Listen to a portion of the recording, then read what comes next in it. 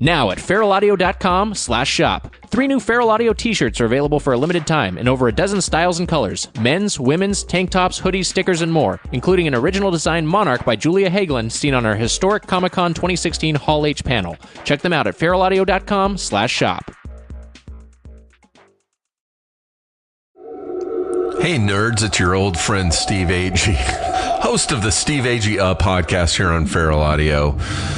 I'm back this week with a brand new episode and a guest, the very funny comedian Paul F. Tompkins. Perhaps you know him from Mr. Show. Maybe you know him from his great podcast, Spontaneation. Or maybe you just know him as the guy you've seen around town with a mustache and a suit. Either way, he's funny and you should listen. Okay, that's settled. Bye.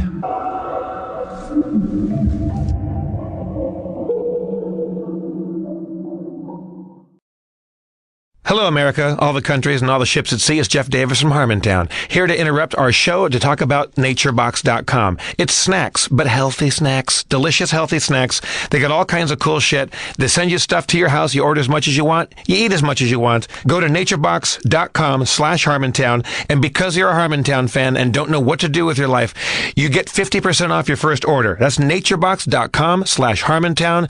Snack it up, motherfuckers. Feral Audio. Oh, yeah. This musical theme is created by Geordie White from Marilyn Manson fame, who is joining us next week with Fred Sublime because their new show on Feral Audio, Hour of Goon, is also airing. And so Geordie's made us a lot of music, so get ready for a lot of groovy, spooky rock from Geordie White. I think there's lyrics at some point, too. Let's bring out Spencer Crittenden, everybody.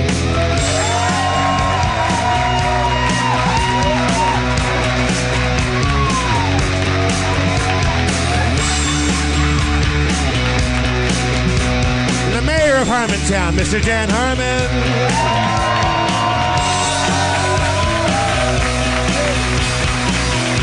Thank you very much.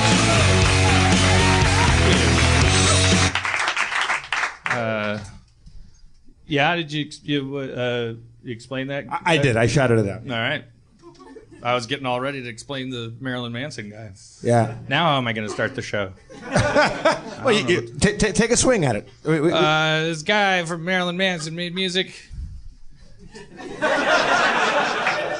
He's going to be on the show in a couple weeks. That guy likes Star Wars and comic books more than anybody in this room. Like, he is the biggest sci-fi geek in the universe. It's great. I got Star Wars on my Apple TV. I watched Hateful Eight instead, and I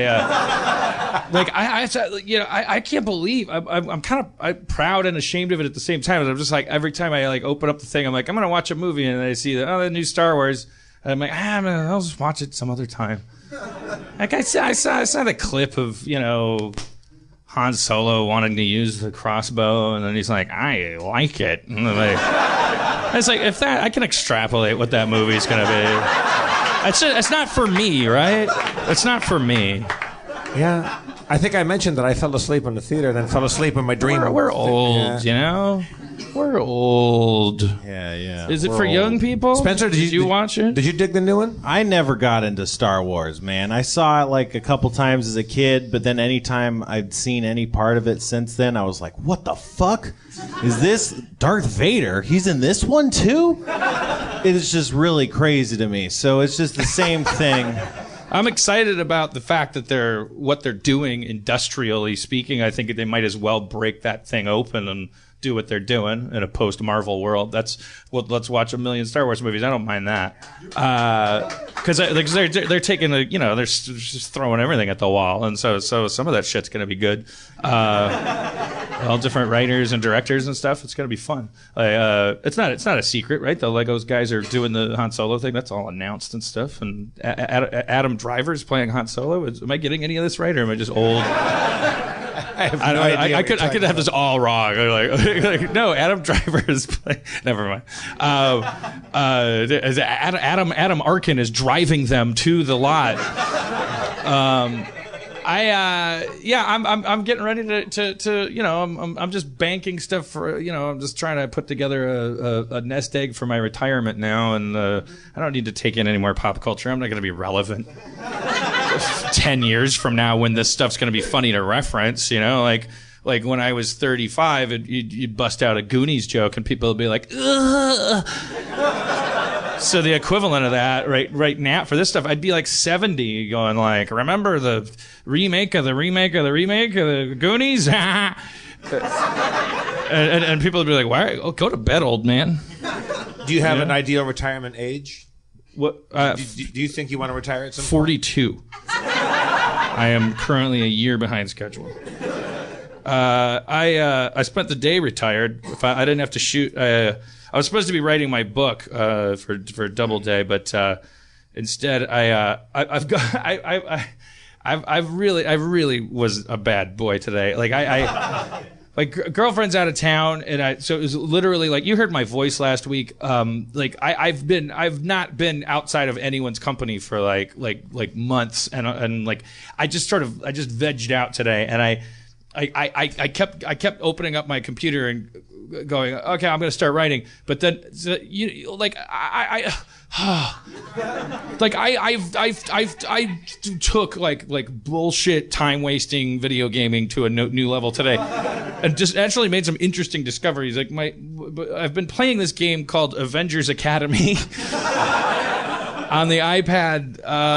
It's like a game for and by 13-year-old girls, set in the Marvel universe, in which all the Marvel characters are going to prep school, and you press on Wasp, and she says like, want to take a selfie, and then she takes a selfie for a while, and then like you can make her take selfies faster if you buy enough crystals, or but like, you know, you're not gonna pay any money, right? You're gonna beat the game, and so I've been on this thing for a while, and now they've got the Guardians of the Galaxy event happening this weekend, or all through April. So there's like, you can unlock Guardians of the Galaxy. They crashed outside the campus, and it's just a farming game. It's just all these games are. It's getting really scary how much of a science they've gotten. Like are just dopamine spiking to a thing. So like you can see the effect it has had on me. Like I'm not as put together as I usually am. But there was a game I found. It's called Adventure Capitalist. It's by the company's called Congregate with a K. I'm recommending it. You should check it out. Like I'm not gonna say everybody in the world's gonna like it, but it's insane. It's insanely like minimalist. Like it literally is like you press a button to make your lemonade stand generate money. So it's a progress indicator that goes whoop, and then your lemonade stand has made money. So then you press it again, and it did it again. Whoop, and you keep doing it. And after a while, if you keep doing it, a button appears below it that says, well, now you can buy a donut shop. More money, progress indicator goes a little slower. After a while, you get some more money, and then it goes, hey, you tired of pressing those buttons? Why don't you hire a manager? And then you go to the thing. Oh. And you hire these managers. A lemonade manager, $1,000. And he's like, whoop, whoop, whoop. Your lemonade's getting made, and you orgasm when that happens. They trick you. You go like, oh my God, it's making lemonade, whether I touch it or not. And then you do the same with the donuts, and it goes all the way. There's 2 rows on the iPad. If it's portrait style, it's 2 rows, and the bottom row is just oil rigs and everything. And I've been playing it for 2 days straight, because part of the game is once you get like into quadrillions of dollars, you can hit restart.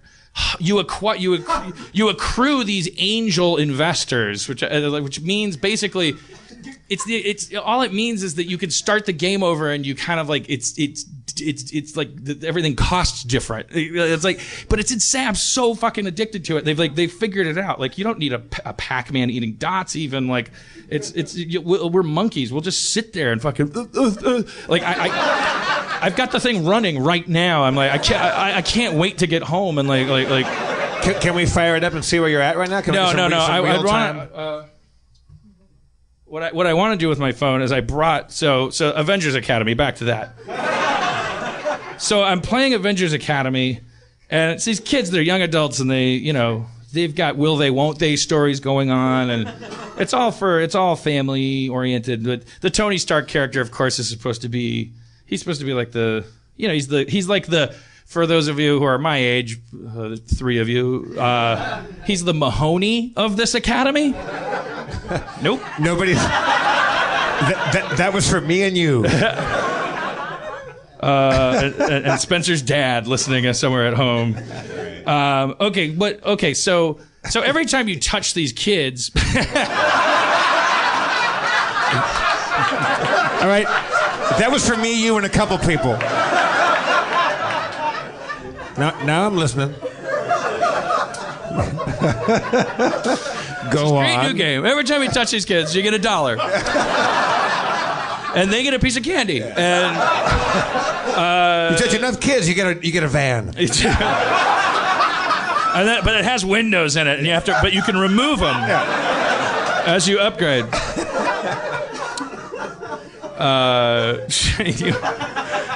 Your crawl space needs more space. Yes. You need a shovel sharpener.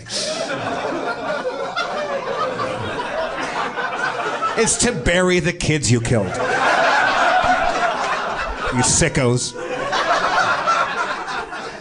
Okay, but every time you touch one of these young folks, that made it better. Made it worse. Every time you tap on one of them, they every time you tap that, they have a sound bite. So if you tap Wasp, she goes like, so fierce. But they have like 20 random things. So sometimes she'll go like, whatever happened to romance? Let's see. I think I have. I wanted to set the tone for you. So let's see. Wait, here's a Wasp one. Wait. Oh shit. I gotta put it. Okay. This party started. Let's get this party started. Wasp says. It's just in case you didn't know what a soundbite was.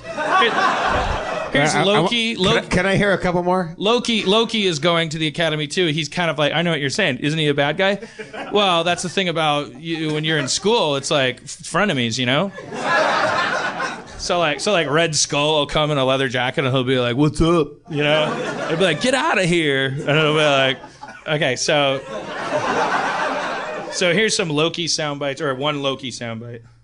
I don't take orders from you. So that's just like, it's just, imagine that these are just little bites. He's the gecko. So over time you're gonna hear these things 5,000 times if you're really addicted to this game. So the thing is about the Tony Stark character. Now, if the kid playing Tony Stark is a fan of the podcast, I hope he doesn't do anything untoward to himself. I'm sure you sound fine. You should be working in voiceover work. It's just that this is your clips were poorly directed and poorly chosen for the game because they're very, very long. For considering that every time I tap on Tony Stark, which is going to be a lot, because he's the best and he makes everything. So like you have to hear these like very long sound clips. But so I recorded a handful of Tony Stark's sound bites until I got to the one that really, really bothers me. And I think it's the last one. So first we'll just listen to a couple. I don't take orders. Oh, that's not. That's. Could you imagine if that was Tony Stark? Why did you bring me to this podcast? No, I swear, Rob Corddry was here last week. He's my favorite writer. So someone's on a first date tonight. And I blew it for them. Blew it. But there's one other person who's on a first date, and we're nailing it somehow. I don't know how. I don't know. Maybe the girl that brought the guy is like, maybe he's like a big Avengers fan. And he's like, I didn't know you'd take me to see a fat guy play clips from the thing. And she's like, yeah, well, I know what I'm doing. And he's like, I'm going to make love to you tonight. And she's like, see how I reversed those roles to give the woman agency? I was gonna go see David Gilmour from Pink Floyd, but I'm so much happier that we came to see this. Yeah. Oh, the fat guy. Yeah, it's okay. The fat guy playing clips. That's David Gilmour from Pink Floyd. That's he's a very sexy guy from Pink Floyd, isn't he? God, is he here? Is he? No, I think he's playing tonight at the Forum or something. Oh, okay. I was trying to figure out what dot you were connecting. I know. I'm just saying, Tonight's the dot. I think the night. Los Angeles. We live in the entertainment capital of the world. There's a lot of choices for your entertainment dollar. David Gilmour from Pink Floyd is playing tonight. I mean, I would say better to come here. Even you? Yeah. If Roger Waters isn't there, come here. Wow. All right. Shots fired. All right. So here's some Tony Stark. Let's get serious. Or not. Okay. He's funny. He's the funny one. So remember that one. Okay? He's the funny one. Remember that one. Let's get serious. Or not. Okay? So that one's going to come back to haunt you in a second. Here's some more. We make a great team. I mean, I'm the boss, but still. Okay. All right. Let's Tony, let's do a couple more. Longer. Remember, kids are going to have to listen to this 500 times a day. Can I give you one more note? We do it again. Can you trail off towards the end? Yeah. Can that lose energy, kind of? Yeah, there's one that's not on here where he goes, you can tell that the kid that's doing the voice, you can tell that the director was like, I think we're missing the can you do it one more time? I don't think we're getting the word assistant because the catchphrase is, maybe you could be my new assistant. And it's really weird. All right, here's some more. This has a payoff, kind of. That's right. I'm a genius. Yeah, it's just he just said he's. How does everyone feel about me making an army of robots? Whatever. Okay. I mean, we feel great. Like, do it. Like, it's not a catchphrase. You think villains know that they don't have a chance, or do they just not get it? This is like nails on a chalkboard. I don't like it. Okay, I think this next one might be. Oh boy. Okay. I'm taking a half day. Yeah, that one's fine. That's short. Let's get serious. Okay, so here we go. So two of them start with "Let's get serious." So you remember the first one starts with a middle down the third bass line. Let's get serious or not. It's fine. But now is he growing up? Is he going through puberty? No. This one sounds like he's just clipping the mic and he's just enraged like at first. But now listen, don't react like after Let's Get Serious. Listen to the tag on this one. So it's a different, like why they would include two Let's Get Serious ones, I don't know. But this one is the worst. This is the worst. Like, it's not the worst Avenger Academy catchphrase. It's not the worst thing. This is the worst thing ever. And there's like a 1 in 20 chance you hear this every time you tap on Tony Stark. Okay. So again, don't react after he says "Let's get serious." Wait for it. Wait for the amazing punchline. Let's get serious. Is what people tell me all the time.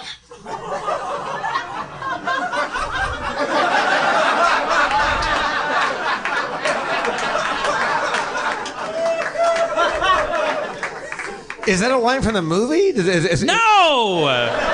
That's not a line from Humanity. That's not... I have not seen the Iron Man films. Are people constantly saying you're too serious or you should be more serious? Hey, everybody cool it! Is something people say to me. No one ever talks like that. That's awful. It's really long, and it's terrible. And maybe it lost something in the translation, but it's all I could do to play this game for the last 2 weeks. Okay. So it's not enough to scare you off playing it. No, I'm addicted. I love wasp selfies. I love I'm leveling them up. There's a little intrigue with director Fury. He's like, Black Widow is like, mistrustful of the Avengers Academy. So she's like, there's little plots and things, but really it's just a farming game. All right. Well, so that's what I did today instead of writing a book. What's your book? If you had a book deal, you'd play video games, right? Dan? Because while you're playing video games, you're not sitting there going, fuck, I'm going to kill myself. I wish I had a book deal. Well, trust me. Apparently, if you had a book deal, you'd play video games. Do you have a deadline? Yeah, I do. Oh yeah, they're strict about that stuff in publishing. Yes, yes. Hey, can you say how far off it is? Or it's springish. Aren't we currently in spring right now? Yeah. Spring 2016? Let's get down to work on this book. Or not. It's something my agent's been telling me.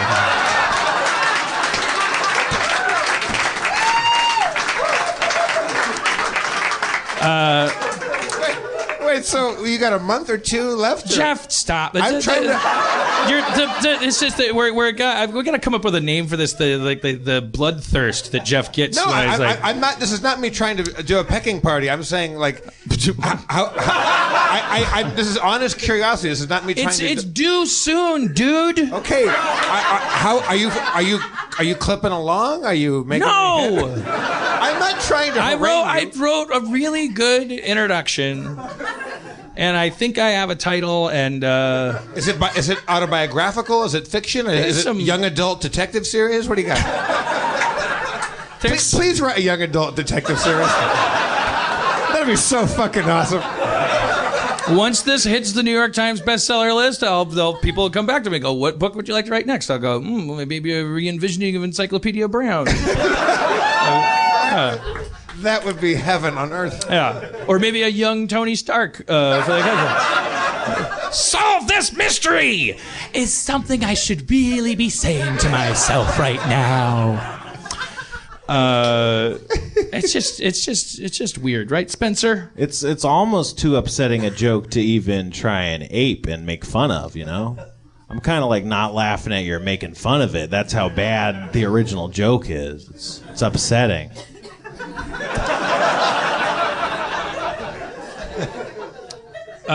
Our next guest.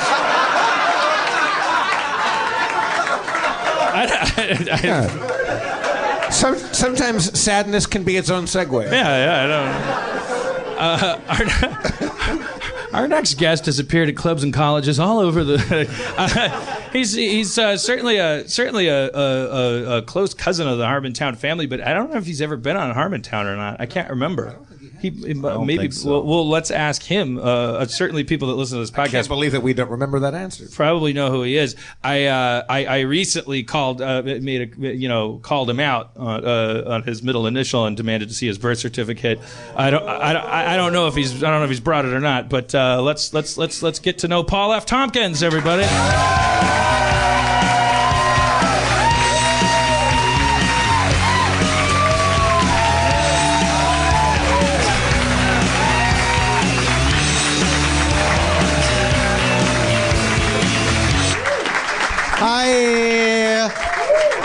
Hi, everybody. Hi, Internet.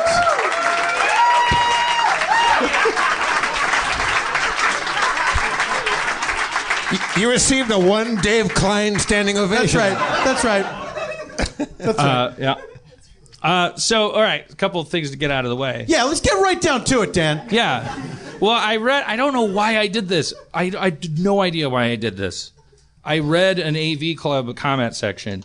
Oh, no. Underneath an episode of Great Minds, this thing that you're going to do an episode of on my thing on the History Channel, which has now been rebranded History, so that it's confusing. Because history is a thing. It's the opposite of branding. All right. So do you think people will look for the show just in history? Yeah. They're like, dig up old tests that they took that their mom saved in a shoebox. Was there anything about Dan Harmon's show in here? I understand what they're doing because they're saying, well, Channel, Channel, that's my grandpa's TV's name. That's right. Because what's a channel, Grandpa? But if you take the channel off of history, you have you have just a word, a very, very, very vague word. And also a huge word that they are just laying claim to. Yeah, that's pretty bold. Yeah, it'll never trend. It's as dumb as naming your trend. Yeah, it's as stupid as naming your TV show Community or something like that. Like, oh, hey, how come we're not trending? Oh, but because they had to take that word along with Justin Bieber and the out of the fucking trending algorithm. It's true. It's very true. The History Channel is. Hi, Paul. I'm sorry. I should have told you, Paul. Jeff's here. The History Channel is pretty light on history now. There's a lot of UFO things and like lots of weird conspiracy shit, but like you're actually bringing it back. Bringing it back to its roots with the comedy. Yeah. I applaud that movement because we all love work, right? But speaking of which, so I saw, I'm gonna read no AV Club review, let alone the comment section. What was I thinking? But then someone linked a thing. I don't know what it is. If someone tweets a link and says like, this show's great, and then they tweet a link to the review, I'll like get tricked into thinking it's okay to read the review, and then I'll like scroll down. I don't know, why am I scrolling down? Oh, what bad thing are they going to say about my stupid late night thing and the thing? So a big thing was that I ripped off Dead Authors podcast. Right. So sorry about that. Because somebody had said a similar thing to me, like, "Hey, isn't this the same idea?" And it's not really the same idea. And also, the idea for Dead Authors came from a Steve Allen show called Meeting of the Minds, which is what this show came from as well, by Rich Corson, the Daily Show guy who created the show and hired me to host this pilot that didn't get picked up by IFC and then just handed over to the History Channel. Essentially, anyone who was old enough to remember Meeting of the Minds with Steve Allen had in the back of their head, I wish this show was entertaining. And so eventually you grow up and you take power into your own hands.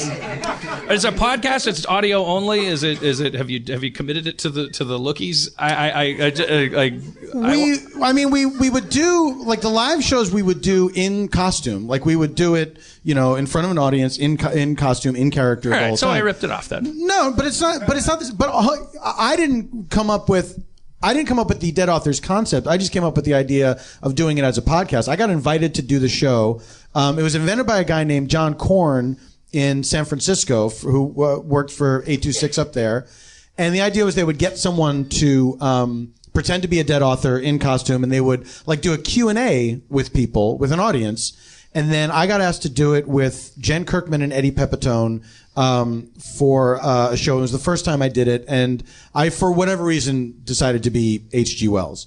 And it was not decided beforehand how the show was going to go. And so the idea was the three of us would just go out in front of this audience of indifferent people, and we would field questions from people who did not know what was going on and did not care.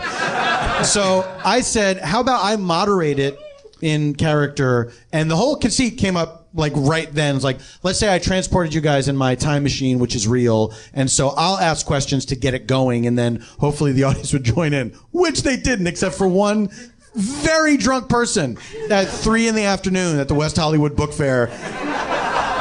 And that was it. And then it was a lot of fun, and I said, well, this could easily be a regular show. And that was it. Well, that sounds like it is derivative of it. I mean, it sounds like it bumps enough that the people in that comment section weren't huge dicks by pointing it out. When there's a dot there, they'll connect it. Then they talked about my weight. Then it just didn't stop until it was rubble, just charred rubble. And I don't understand, when did I start trying to convince people I was thin? How many times do I have to parade around and go, look how fat and drunk I am, before the AV Club commenters stop trying to blow the fucking lid off of it like it's all the President's Men or something? I fucking it's not a secret, but it hurts when you say it. It hurts when you say it. Because here's my one secret that I'm sensitive about. I'm a control freak. I don't want you saying it. I say it. I say it. Me. I don't like some fucking anonymous person sitting there in their basement in Washington State and fucking like, it looks like somebody's been hitting the Haagen-Dazs. It's not fair. That's not funny, and it's not fair. What show would you do? I bet you'd rip off a podcast too. It's like all you're doing is talking about how fat people are. Is that a podcast? Is someone hosting that? That should be. Surely someone is. There should be. Who's fat this week? Let's take a look. It should just be a comment section podcast where it's just like, welcome to what just happened. I'm Caterpillar 69. I don't know. I can't riff a name. I just typed that in at random when I logged in. So that just happened. I'd rather die than watch that again. And they never tell you what they're commenting on, but they just. With me as always is the person who's going to turn this into either race or right versus left. Right, exactly. It's very hard when you know those things are there, and you read if someone links to a thing that you've done. It's very hard to have the self-control to not look at what people are saying. Then, knowing that right under there, there's a bunch of fucking people talking about it, and they're weighing in on what they think. It's so difficult. The only good thing was when Community was running, like, at its peak, if there was a bad review of a show, it was like, this episode wasn't that great. Then I'd go straight to the comment section. I was like, have at 'em, boys. Pick that skeleton clean. There's something new to fucking eat up, like right above you. Fucking. It made me, because I said to Spencer on the way home, I was like, I did it the 800th time. I'm 43 years old. I've learned this lesson over and over again. I don't know why I went there. The only thing you could say was like, it's just like, it's like picking a piece of glass up off the floor and just stabbing yourself in the face. I was in a really good mood. I went there because you really have to run the thought experiment of really seriously run the thought experiment of what happens the day that you click on the AV Club review and it says, whatever the review says. It's just a repeat of the press release. But then the top comment says, like, Harmon's never looked better. I think this idea is very original. I think he's on top of his game as ever. Kudos to him. Hats off to him. Very funny, very young looking, very thin, very sober. I salute you, sir. And then every comment for 1,000 comments was, couldn't agree more. Ditto. I second that. Here, here. I. The ayes have it. You would like scroll through that and then you'd go, well, I don't have to go there ever again. I don't know why I'm saying the editorial you. Right. I would do that. I would scroll through and go. Exactly what you mean. It's but that's not a real thing. Wouldn't a part of like your self-loathing?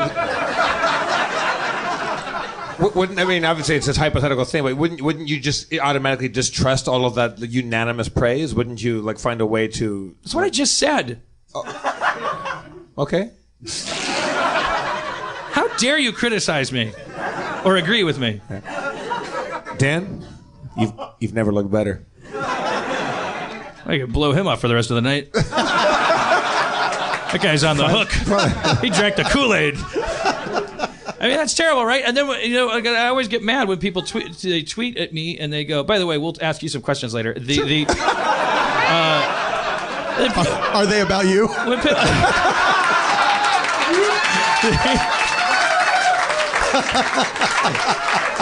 Bingo.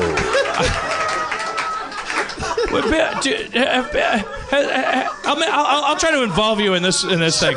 As best you can. Have people ever tweeted you and said, hey, either positively or negatively, but with the like handle on it of like, hey, I know you don't like it when people are positive, but no.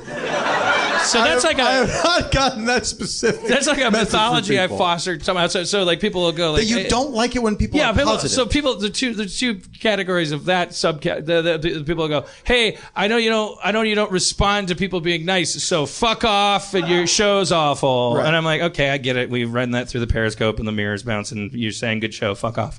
Then there's actually the person that annoys me a little bit more is the sweet nice person who's saying, hey, I just wanted to let you know I really like Rick and Morty, but I know you don't care about people who like your stuff, so but I thought I'd tell you anyway.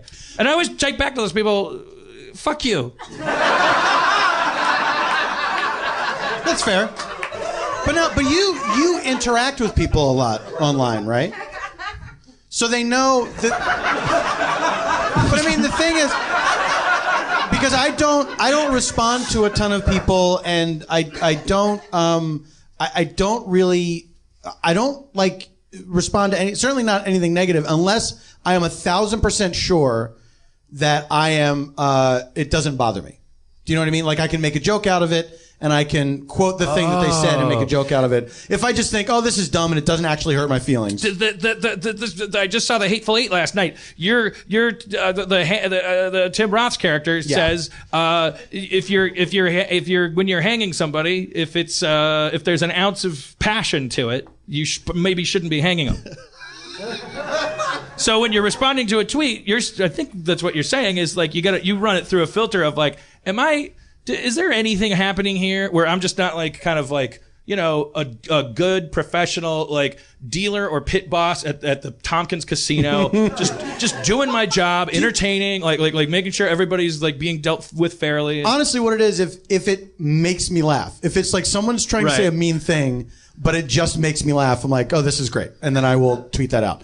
But I don't respond a lot because it's like, where does it end? You mean if someone insults you and it's funny, you'll retweet it? Is that what you're saying? If they're trying if it's so absurd that it doesn't hurt his feelings. Like, yes. If the intent was to hurt my feelings, but it failed. Yeah, but if you felt any wound or any passion in it or any like, I gotta settle the score, you leave. I will not give it attention. You leave that one alone. Yes, that's very wise. It's very smart. As a result, I think because you do interact with people so much, there are people that just want your attention in some way or another. Right. And I've seen this happen with other people where I've seen like somebody write like to I forget who it was, but they wrote a bunch of positive things, didn't get a response, and then wrote a negative thing just to get a response from this person. Yeah, Dan, and then they said, "This is why I did this." Dan, that has to be a huge. I'm sure you know this. That has to be a giant part of people poking you is because they know that you might fire back at them and. Right, but what I find over and over and over again is that that eventually they will unfollow me and block me because they don't want just attention. Mm-hmm. Like, and I was obsessed with that, like going like, so that's the game we're playing. Like, you just want my attention, because then they go through all the phases where they're like, "What kind of loser are you paying attention to me?" And then it's like 3 days later, they're like, "Leave me alone." And I'm like, what are we done? I want to hang out. I want to talk to you. You got Dan Harmon on the line. What's going on? How's your mom? How's your blog? But anyways, I would say that people like you, absolutely, of course, all this is true. But when you send a positive tweet to somebody, you know, no news is good news. Like you know. Well, you pays your money and you takes your chances. You know what I mean? Like you write a thing out there. The idea is that you write a thing because this is genuinely how you feel. Right, exactly. It's not supposed to be about, you know, what you. Of course, you hope that someone will respond. I've written positive things to people that I admired, you know, after like hearing an album or watching a TV show or whatever. No response, and it's like, oh, it would have been nice if the person said something, but I didn't feel like I was owed that. Tell us who. It was Mariah Carey. Mariah Carey. When she split up with Tommy Mottola, I was so proud of her. And I was like, I wish someone would have had Twitter so I could tell her all about it. I'm not good on the timeline with when Mariah Carey left Tommy Mottola. I can't remember if Twitter was in our lives at that point. Why is his mic so loud? Are you an auctioneer? Yeah, I am. I'm like a slow roll auctioneer. Paul, I don't do the fast. Paul, what is the next item up for auction? What is the next item up for bid? It is a pair of jackalope antlers. This whimsical gift can be found all over the Tex-Mex areas of the country. What's our starting price? $1. You can, do I have a yoop? Is that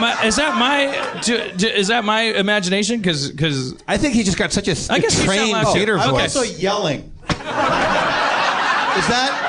No one told me not to yell. So I've been yelling the whole time. I've never trusted these things. Dan, what percentage of your replies to people, do you ever reply to positive stuff? Do you go, hey, thank you, nice to hear from you? Absolutely. Okay, so does that even out? Like, is it 50-50? Well, there have been days in the fucking 38 years I've been on Twitter or whatever it's been. I've gone through different phases where, because that stuff got to me, where I'd make sure I'd actually count and I'd go, okay, 50%, just to shove it up the ass of the people I hate. I'm like, thank you, Nancy, very nice to be said, blah blah blah. Fucking asshole, that guy back there. You know, like, it's still worshiping at the altar of hatred.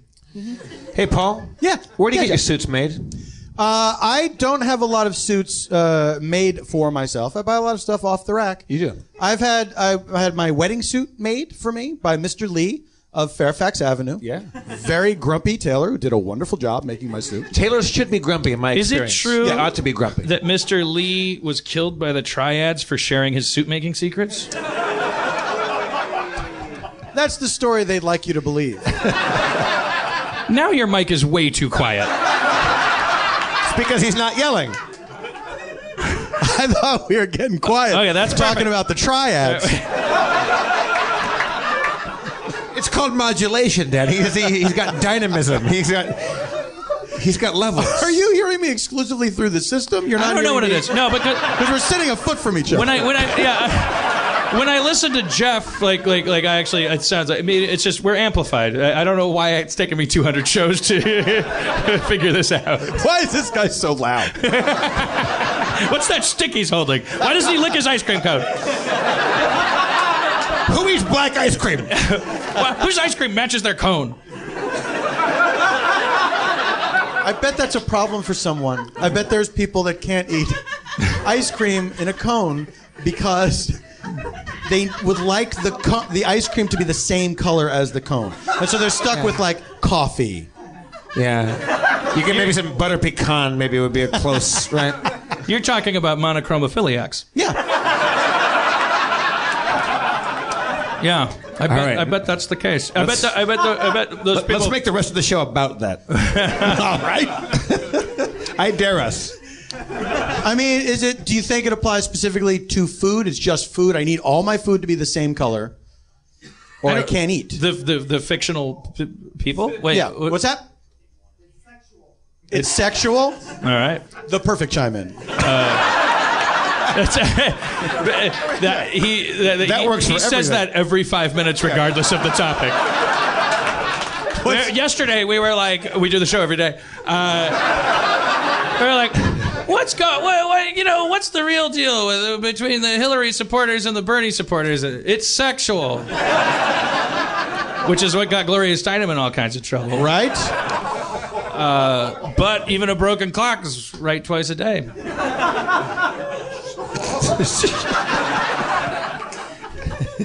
I don't know. I guess when in doubt, make the offended sound. Is that what we found? They were like, "Hey, Wait, now, Paul. Yes, Jeff. Yes, Paul. Yes. You had one suit. You have one suit. I'm assuming you still have it, and you haven't had it destroyed. It's a fantastic. I never wear a suit. suit more than once. That is eccentric, and I love that. You have a suit that is exactly the mayor from Jaws' suit with the anchors on it. That suit I had made as well. Of course, you didn't get that off the rack. That was made by Cibo. Not far from here. A few doors down from the Improv. This guy Cibo he was recommended to me by Dana Gould, very funny comedian. I love Dana Gould. And I had wanted, since I was a child, the blazer that the mayor wears in Jaws. It's covered with anchors. It's like a powder blue kind of thing. Yeah, it's beautiful. It's triumphant. It is triumphant. It is a sartorial triumph. And so I searched everywhere for it. What's Could that not actor's find name? it. Sorry. Larry. No, Larry King, Larry Storch, Larry Gilmore, Pink Floyd. Shit. Damn it.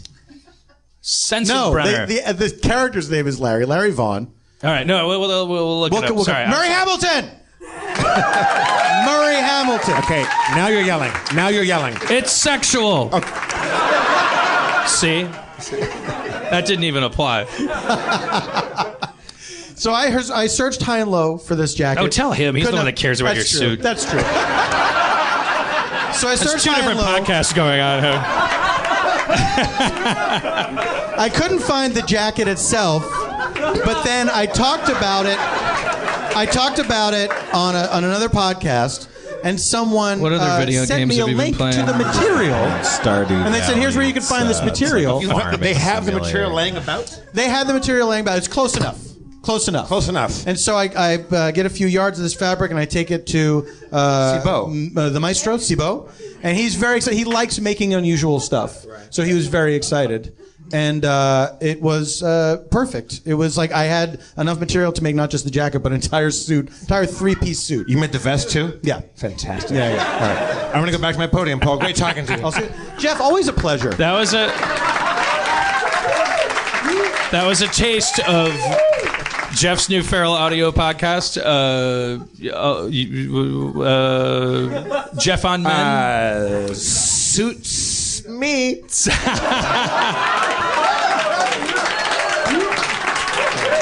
Listen for it.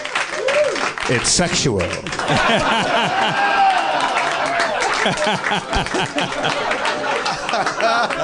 How long have you been married?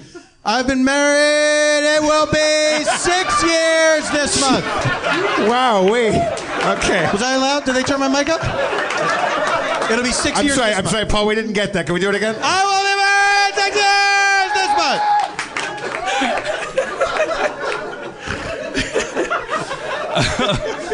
Yeah. So it took. So far, so good. Yeah. It took. What's your secret, Paul? What's you and your wife's secret? We don't spend a lot of time together. We have separate residences. Never actually got married. And we're not married. Yeah. And it's great. She's a mirror. I get dressed up as a parakeet and just peck her. I put lipstick on the mirror so I know it's not me. It's not another me. I'm like, oh, I thought that was a... No, that's why are your someone lips? else. All right. I don't think that 6 years is long enough to say, here's the secret to marriage. It is now. It's getting pretty close. I mean, Well, it's like I think that we're going to go the distance, but you don't know. You don't know, and you just try as hard as you can. That's all I know so far. You just try as hard as you can. Those were your vows, which I thought were so romantic. Look, who knows what's gonna happen? I mean, we might look back on this 2 months from now and be like, "What the fuck?" Catch as catch can. That's how my vows started. Any port in a storm. I don't want to be alone. How long were you guys together before you were married? Jeff, I'm going to say we were together for 5 years before we got married. Holy smoke. Wow. Yeah. Well, see, there's a good secret right there. It's like it has something to do with ratio, like a sailboat. Actually, there's more sailboat going on underneath the water. Ooh, it's sexual. Your lead up, Yeah. Which is not to say anybody who's listening, you dated for 3 months and you love each other, you get married. I'm just saying, like people who Schraub, I officiated his wedding. He'd been living with Kate for 7 years. I mean, give me a break. They're not gonna come home from the wedding and be like, you chew your cereal. Like I know. You. Why don't you chew your cereal? You're going to choke to death. I am sick of giving you the Heimlich every morning. Because it dilutes the taste to chew it. And yet, ironically, the generations preceding us, as the sort of aversion to living in sin increases, so does, it seems, the longevity of the marriage, right? Schraub's parents were, who probably, I'm going to guess, I don't want to get invasive here, probably didn't bone till our wedding night. I don't know. They married right out of high school. They were here on the show. They were boning, baby. They've been married 50 years, and it's like, oh my God, it's sexual. Yeah, I don't know. Who knows? I don't know. Where's this going? Well, I mean, that's the thing is that I don't think there are any guarantees, and I don't think anyone. People are individuals, and they have their own methods of doing things, and anyone who has something successful, whether it's a career, whether it's a marriage, whatever, they assume that their way is the only way because results speak for themselves. But that advice might not apply to other individuals. It's like you just can't live your life by other people's example. Yeah, what if we all time. applied the Jim Belushi method of becoming as famous as Jim Belushi? Where we made our brothers become famous first? Listen, you gotta help me out here. I need you to become famous, then get out of the way, if you know what I mean. Everyone misses you. They're like, he kind of looks like him. You know what, Paul? Easy target. Come on.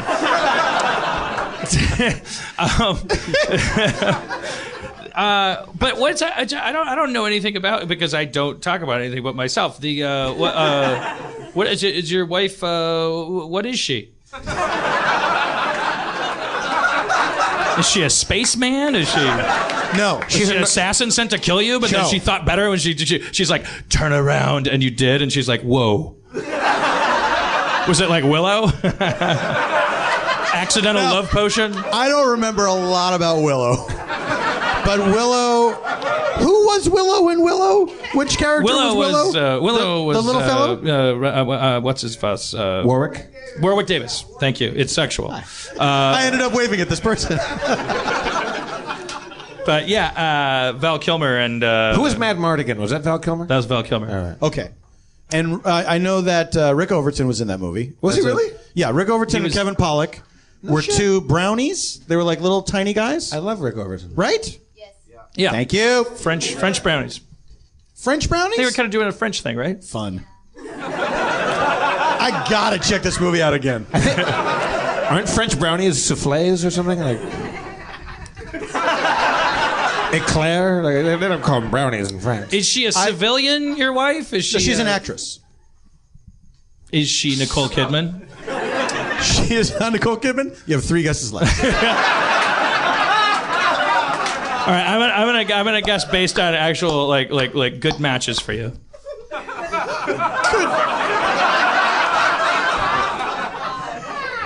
I don't know. Is your wife Paul Rudd? That would be great.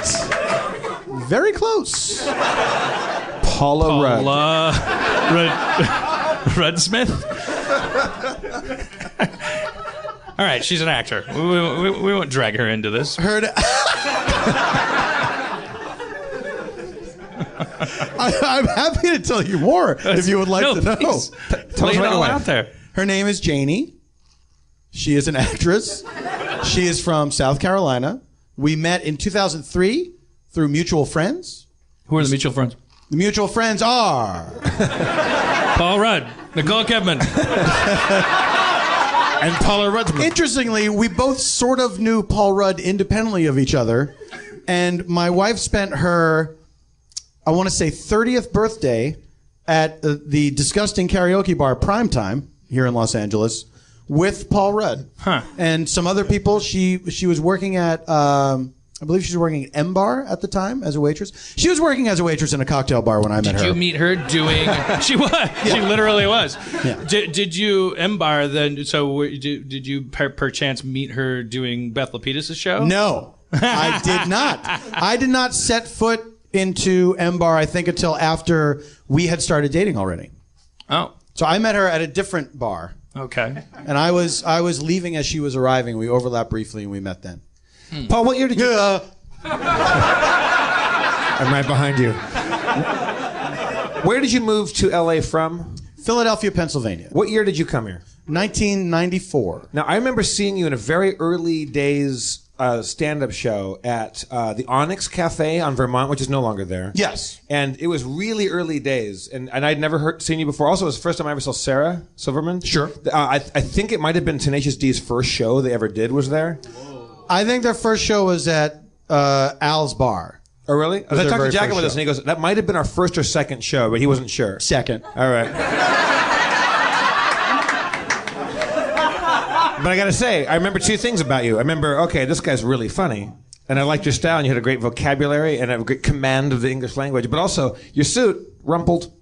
You had a rumpled suit. And then I was like, that's the guy with the rumpled suit. But now you've become this like exquisitely dressed gentleman. And I love that about you. I think I just could not afford to have things not rumpled in those days. I think that was like all of us back then. Yeah. Yes. Yeah. See, when I first saw you, suit smooth as silk. I thought could be a little funnier. Sure. So I don't know if that was Still true. I don't know. I thought I'd invert the dichotomy. I guess is what I was doing. Are you still doing that speakeasy show? No, I resigned from that. I did it for a while, and I enjoyed doing it for a while. It was an interview series, and I interviewed Dan on it, and we had a lovely chat. It's still available. You can still find it on YouTube. But I did it for a while, and then it just became another thing to schedule in my life, and the returns were diminishing. It was because we would shoot them 4 at a time. Yeah. And so, like, the first couple interviews, like, this is fun. This is great. Then Mark Maron came in. And you walked away from that one, and you were like, what am I doing?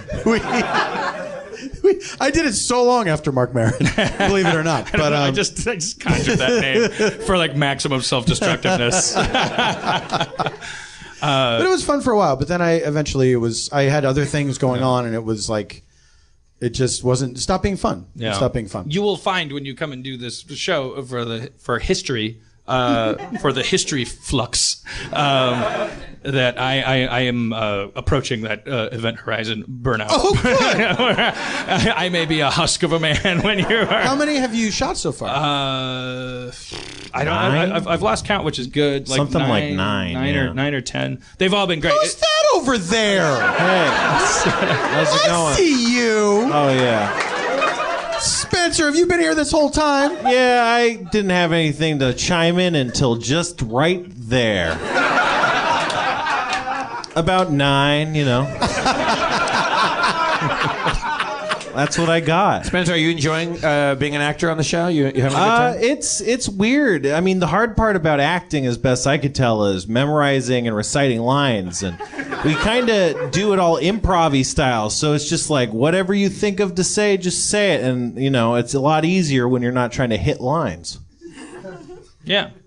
And by the way, I know it gets frustrating when I come in and I go, that script is done, we'll throw it out, we're going to improvise and stuff. But then when you did a whole scene, he did, like, what, an hour and a half, 2 hours of straight improv with Nick Kroll. Just two, so it's like it was, Kroll, I'm not spoiling anything, Kroll plays Sigmund Freud. And he psychoanalyzed Spencer for 2 hours. It was all one take. But not. And Spencer just answered honestly. But was like the perfect actor. Like you were acting perfectly. And then Steve Levy came in and played himself, and he did it perfectly too. But we're not going to do 2-hour takes, right? No. Are we allowed to know who Paul's going to portray? Yeah. Well, yeah. Unless you have some reason to not. I'm cool with this. I'm cool with it being out there. I like teasing it. I believe you're going to play Edgar Allan Poe. That's correct. Yeah. A lot of Poe fans. Who has figured into my life in a weird way, because the place where my wife grew up on Sullivan's Island, South Carolina, there's a lot of Poe stuff there because he spent, as Edgar Allan Poe seemingly did, all over the fucking place. He spent a good amount of his life there, and his story, The Gold Bug, is inspired by Gold Bug Island there in South Carolina. What happens in The Gold Bug? I have no idea. I remember The Gold Bug from the Richard Scarry novels. Who's a children's author, and this is no. Is it Scary or Scary? I never knew how to pronounce his name. Oh, I always said Scary because he's got the 2 R's. Oh, is this another Bernstein Bears? Either way, terrifying. Either way, it's terrifying. There's a kids show, and they said Scary, so I think it's scary. Oh, you're gonna trust LeVar Burton? Yeah. How's that working out for you? He said he was going to come to my wedding, remember? He doesn't know how to pronounce anything. That's probably why I got divorced, LeVar. And he'll fire back, no, that's why I didn't come, because I knew you weren't going to stay married. It's going to go back and forth. It's going to be a whole thing. Me and LeVar Burton. And then it's like you have to go back through the tweets to see where it started, like Right. who was the first one Yeah. to say something. And it's like, it all starts with him going like, hey, I know you don't respond to positive shit, so fuck off. Do you have children? No. Yeah. That sounds Nothing- like, nothing that sounds against like, him. That sounds like you don't want to. Nothing children. against him. No, I don't think we do. Yeah? I don't think we do. Not looking for it. No. Here's I think something we're against okay. children. Too many of them. There's plenty to go around. They can be as offended as they want of that. Do you think children themselves would be offended? Yeah. Like, hey, we're children. Well, who would be? Like two people who had kids and they're like, Oh, yes. they're listening with That's the kid. who would be And they go offended. like, not have children. And they'll go, hey, we had kids. It's like, well, yeah, more food for him. More food for him. Somebody's got to stop. The hardest part of being a parent is going to where the child food is kept, and there's like all these other children, and it's like, how are we gonna get in there? Because they're just like, the kids are like spin over the trough, and they're just like, rah, rah, rah, rah. And then a kid falls in, red light goes on, everyone out. We got an Augustus Gloop situation here.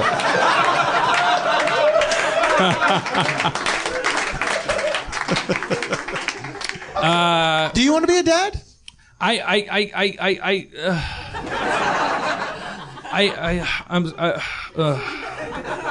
so old now anyway. Like who cares? You know, like I don't cares? know. I used to think like the second half of a full life would involve having kids, and but like I'm now post divorce. I'm like sort of I figure I made mistakes that affected other people's lives by making assumptions about what I was supposed to do, what I wanted to do. It's sexual.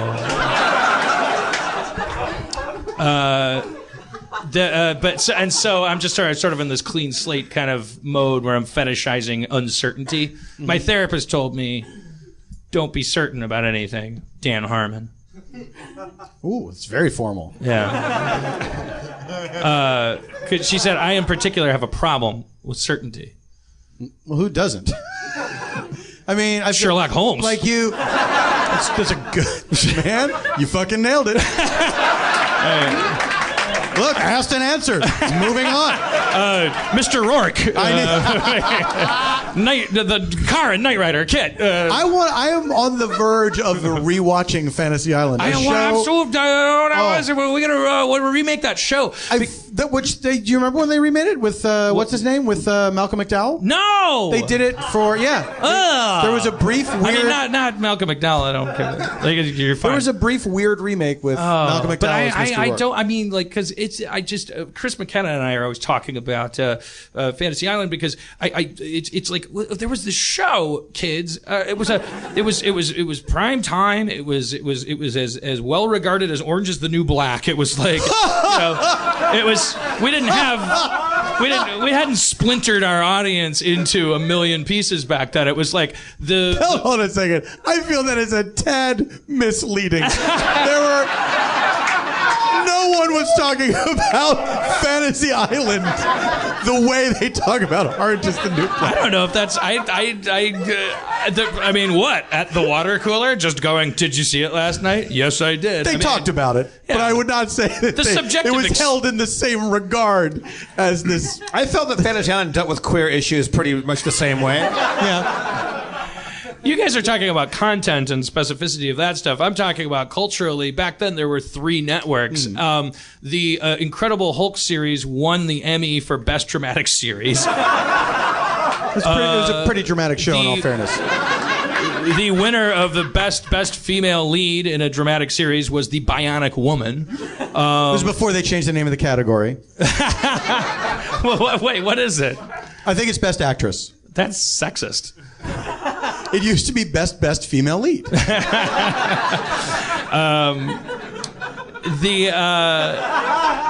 Anyways, Fantasy Island was a show where a seaplane would land and a guy in a we're going from the very beginning. Yeah. They don't know. A guy in a white suit would come out because first what would happen is a little person, named Tattoo, would go deplane, boss, deplane, and then the seaplane would land, and it would be this title sequence for Fantasy Island. Fantasy Island is a resort where all your fantasies come true. Now, here you're gonna have a million questions in a second, because a seaplane would land, and 3 guest stars would get off. Same as the Love Boat, except on the Love Boat, Jacqueline Bisset would get off, and Robert Wagner, and Ernest Borgnine. And Tattoo would go, "Who's that, boss?" And then Mr. Rourke would say, "Tattoo, that is William Salkind. He wishes he could be a concert pianist." So it was 3 people getting off the plane, but the resort was, and then so what would happen to Mr. Salkind is he would end up being a concert pianist, but he would also find out he didn't really want to be, right? Yeah, everyone would learn a lesson. It was like they should have called it fucking O. Henry Island. They should have called the Better Business Bureau because. But everyone was satisfied at the end. Everyone was satisfied. At the end, they were all like, "Hey, guess what, Mr. Rourke? You pulled a fast one, but I gotta admit, you made me realize I didn't want to be a concert pianist after all." Yeah. So now I can stop thinking about it. And then during the credits, which you wouldn't see, Mr. Rourke would pull up each aside and go, "Thank you so much. If you would be so kind as to tell no one about what goes on Please here. Please don't reveal the shocking then secret. no one will ever come here because exactly. you may all be leaving thinking, oh, thank you so much for showing me that my fantasy about being a gentleman in the 1800s led to my misogyny and I had to solve it and all this shit. But no one's going to come here for that. Right. No one's coming to learn a lesson. No one got their fantasy. Everyone got it right up. Nobody ever got what they wanted, ever? They got what they wanted and then some. Like, they all walked away going, I shouldn't have wanted that. Nobody said... Which is not what you get from Cheetos. Yes, it is. Then there were things like... There would be a thing like some little nerdy dude was like, I want to be a big He-Man or whatever. I want to be like a cool guy. And then he would discover that the coolness was within him the whole time. Right. Which means that, he had to clean the pool. It's like, when's my fantasy going to start? Don't you understand? When that guy picked on you, you stood up to him. What the fuck? I gave you like $5 million. They never got into how much it cost to have your fantasy. Here's the other thing. It had to be expensive. It had to be expensive. So every establishing they're hiring actors. They're putting people in alien costumes. Like all of this shit. Prohibitively expensive. Paul, costumes? Mr. Rourke was magical. Well, now, hold on a second. In later seasons, it was revealed that Mr. Rourke had mysterious supernatural powers, and we learned this when he had to do battle with the Satan, devil, portrayed by who's your number one pick to play Satan? Ricardo Montalban in a split screen, but that would have been great. And actually would have made a lot more sense. But if you can't do that, let's say Ricardo, he's got terrible back pain. It's all he can do. This is actually true. It's all he can do to shoot like just Mr. Rourke's parts. Of course, you go out to Roddy McDowell. Roddy McDowell played Satan. Well, that's good. Okay, so you know more about Fantasy Island than I do. You're saying there was a Casino Royale era of Fantasy Island that was supernatural. I think where they did not acknowledge that he had powers. It was just all I remember is like 2 women that wanted to experience adventure or something, and they woke up in dinosaur times, and there were cavemen trying to ravish them, whatever the 80s term for it is. Right. And then Mr. Rourke came out of the woods going, but he was like prosthetically done up like a caveman, and then he ripped off his mask, but he was Mr. Rourke, but it was like there were dinosaurs, I remember. Anyways, my question is this. When they would show, so they would cut their interstitials. They would go like, oh, that person's fantasy's going on. He's a concert pianist. Oh, that woman's in dinosaur times. Mr. Rourke and Tattoo would be walking, or somebody would be walking and go like, oh, yeah, fantasy, what an island. And in the background, there's all these people that aren't working there. They're customers too. They didn't get off the seaplane. what package did they get? Like, and how much of their fantasies are happening? Are they just getting anal beads? Like they don't get greeted by Mr. Rourke. That's like Captain Stubing's table. Maybe there's flights happening all day long. We just get to see one or two, like a week. Well, tattoo does say the plane. Right? He doesn't say one of the planes. Yeah. Another plane, boss. Also, why did the 815? The 815. Why is the briefing happening as the people are getting off of the plane? It's like, who's this one, boss? It's like, I guess I should have told you this earlier. Why does Tattoo have to know? Also, Tattoo. What's his job? Is his job just to alert him to the presence of the plane? Listen, Tattoo, I put a folder in your room every morning. I don't even know why I go through the trouble of boss, trying to put these dossiers Boss, what together. about my fantasy? Well, Tattoo. We all know. Illiteracy does not count as a fantasy. You're just being lazy. But my fantasy is you learn to read. There was an episode where Tattoo had to be a spaceman. He had to be a little Martian.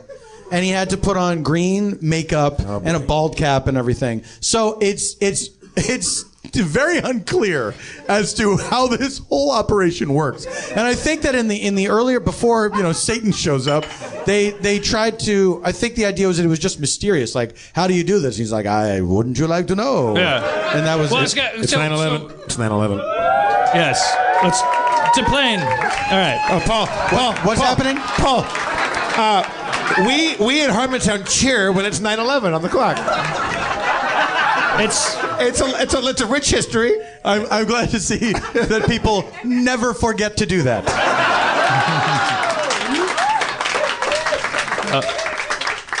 Even a broken clock, it's 9/11 twice a day.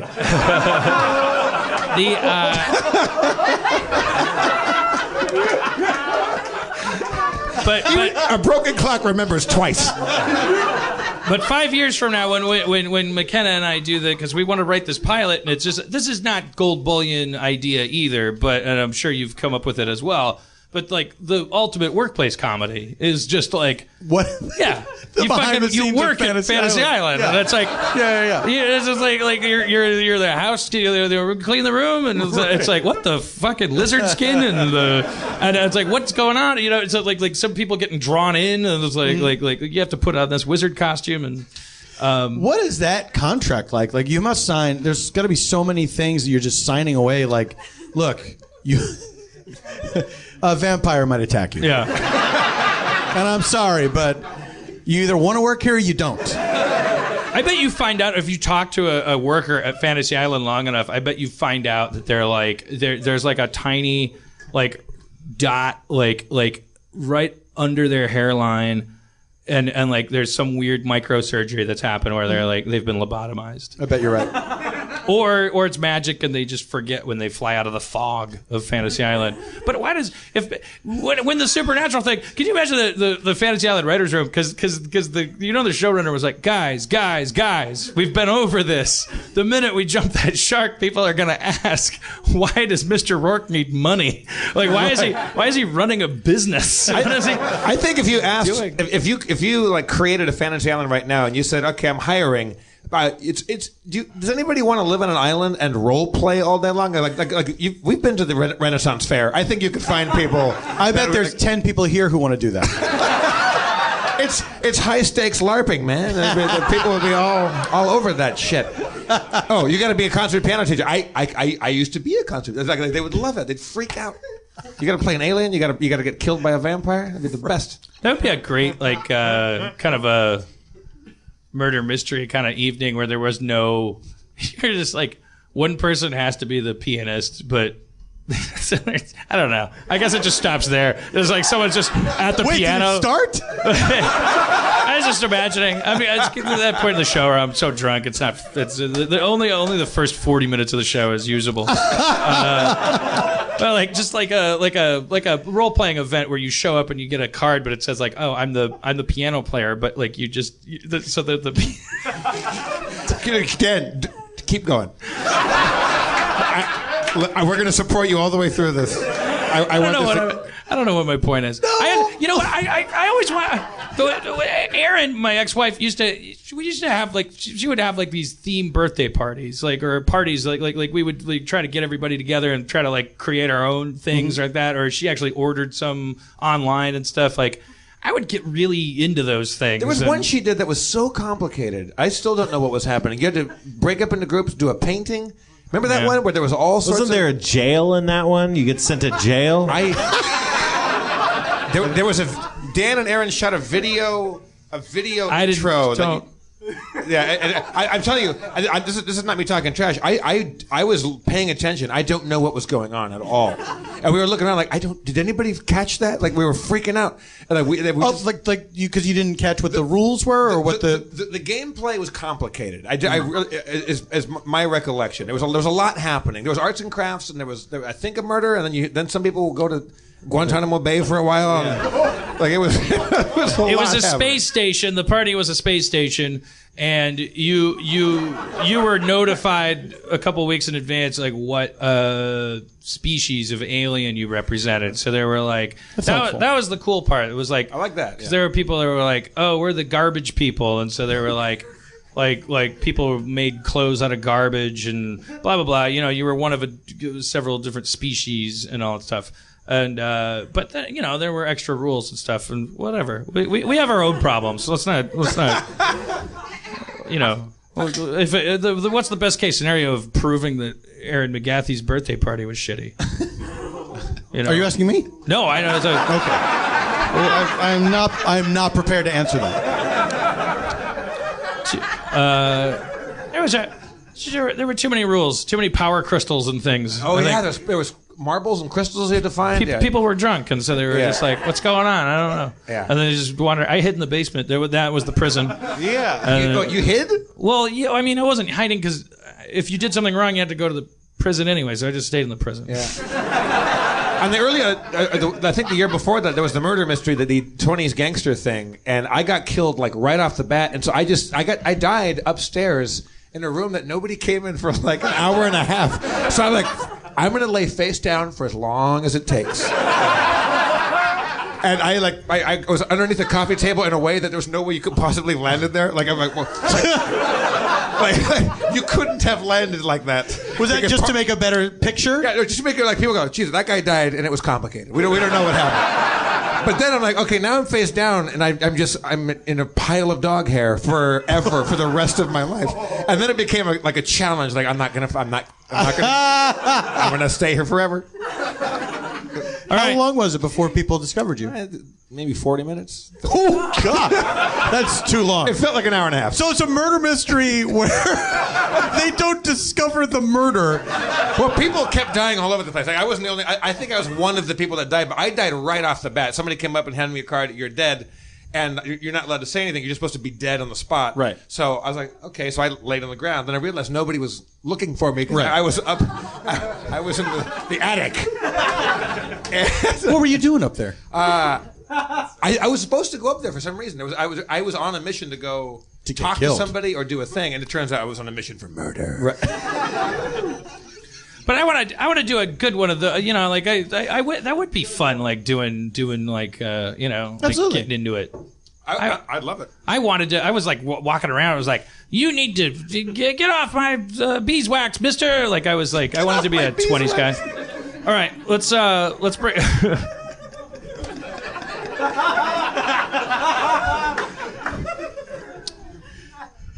Guys, right now I am probably a quintillionaire on my on your lemonade stand, my iPad. So I don't care. Do you want to try a little murder mystery? Can we do one here? Or does that take too much planning? How much planning could it take? Let's bring out Demorge Brown and all right. What's that? Yeah, you stay there. Oh yeah.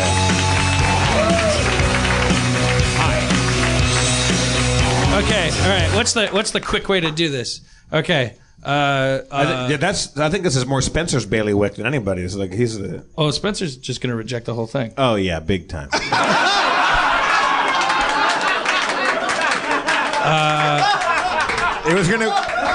That was gonna go one of two ways.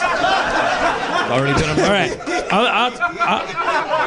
I'll tell. I'm just gonna try. I'm gonna improvise like the information you'd get on like a murder mystery night card. Okay.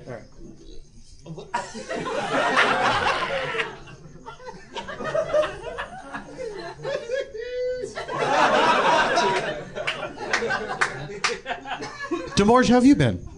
I've been quite fine. Thank you. Last time I saw you was on Dead Authors. I think so. Although I saw you in Bajillion Dollar Properties. Oh, that's great. That was a delight. Bajillion to Dollar see you. Properties. That's great. How are you? It's on CISO.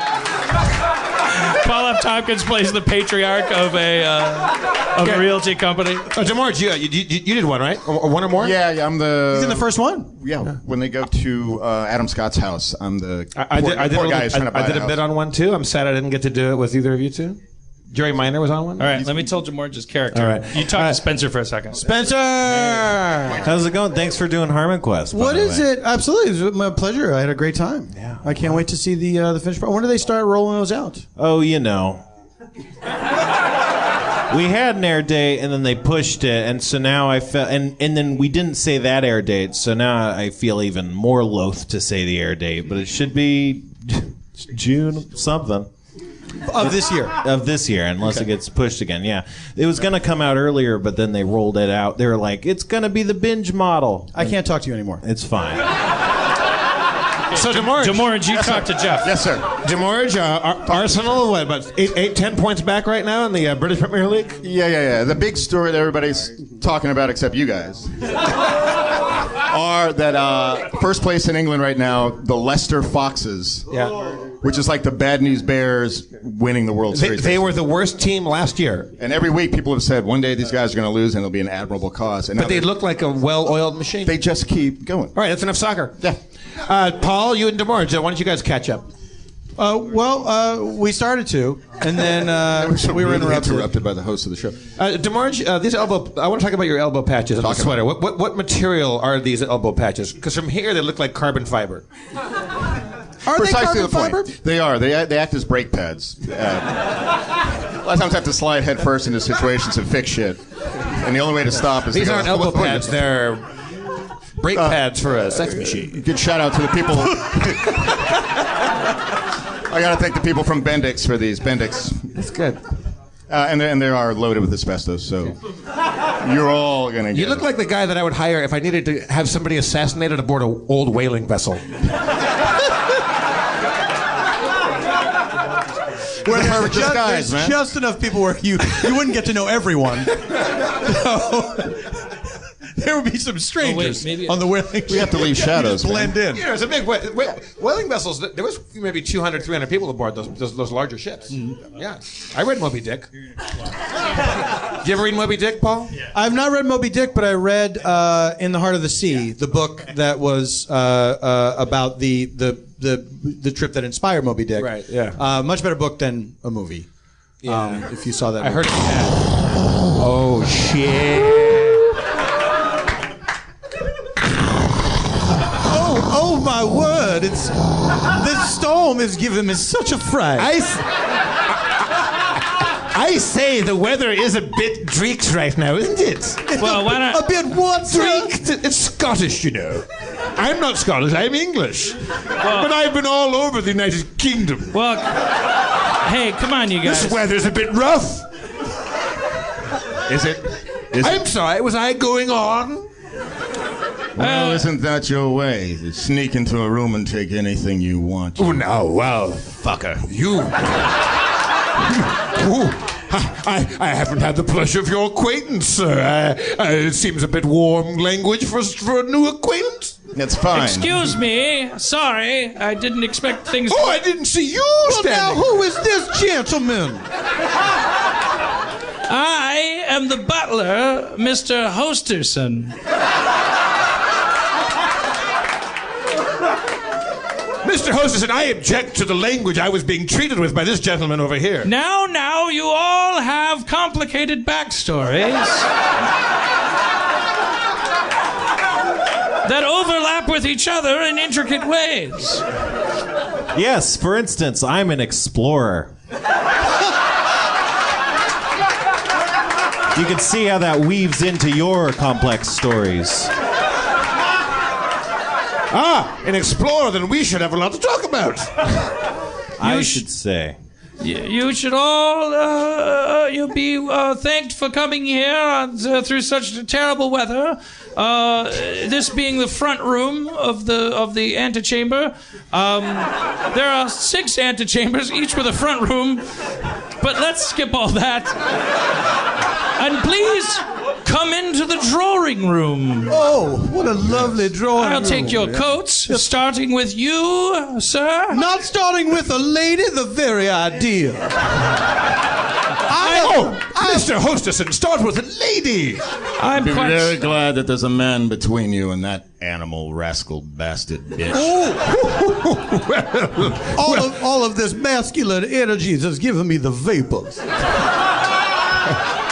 I am quite sorry, madam. I'll take your coat. I don't believe we've been introduced. My name is Madame Beauregard. I am a lady of the South. Well, that's a very well-developed character. Thank you. Thank you. You know my gender and a region I come from.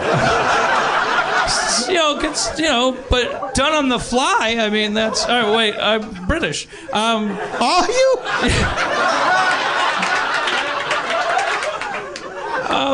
you? And your coat, sir? Yes, be very careful with this. It's green felt. Oh, why is that? Well, they give you one when you reach a certain level at the academic institution that I've come from. They give you one to put you get into the faculty room and get the mustard sandwiches all by yourself with crust. So they cut the crust off the sandwich. I see. What is all this rigmarole? What is this character even? You sound to be a man of academia. I am. I focus on economics and Schumpeter specifically until I became a single man, and then I focused on specifically the economics of the bachelor.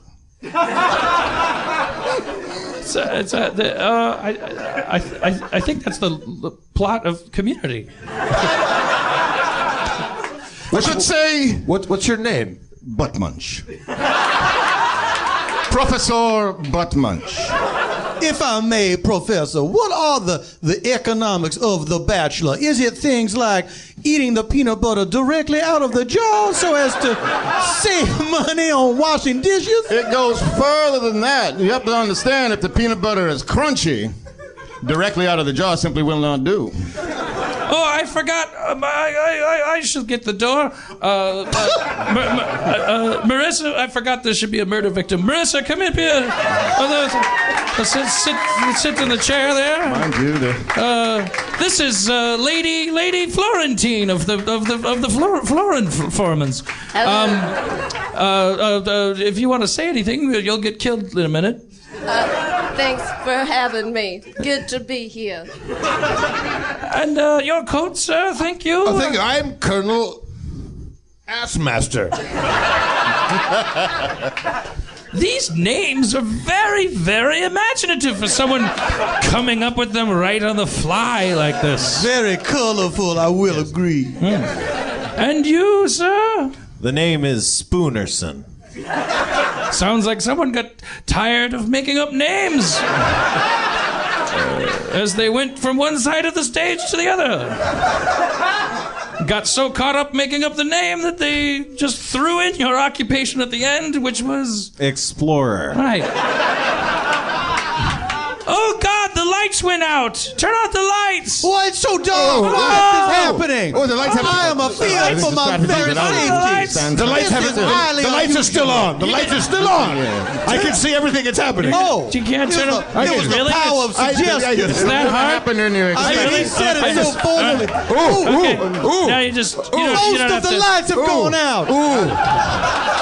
I can still kind of see everything. Do something comfortable. The lights are gradually going out. I am growing ever more terrified.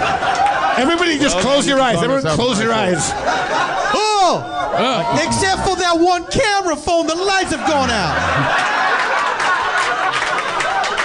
I can tell you as a bachelor, sometimes your lights go out when you least expect it. You thought you paid the bill and you skipped the month.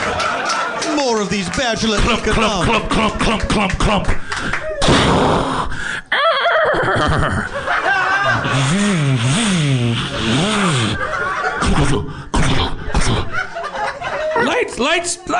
circuit breaker. I found it. What? There's been a murder. What? I think I know who did it. A horse riding a motorcycle. Hold on 1 second. There was a chainsaw in there too, so they may well have been an accomplice. Oh, it's a chainsaw. I do apologize. I am unaccustomed to such machines. You know, in my travels. The body seems to have horse prints and gunshot and chainsaw marks all over her. I say, what a dreadful thing. Of course, the constabulary is held up by the storm, so we'll have to stay here until they show up. How did that horse get away in that motorcycle if the storm is so bad? Well, I would hazard a guess that it was a Lipizzaner stallion, among the smartest next to the Arabians. Not only can they hold a man, but they can ride a chainsaw. Very sensible. Why would this storm be holding up the police? Oh, they ain't squad cars made of sugar, sir.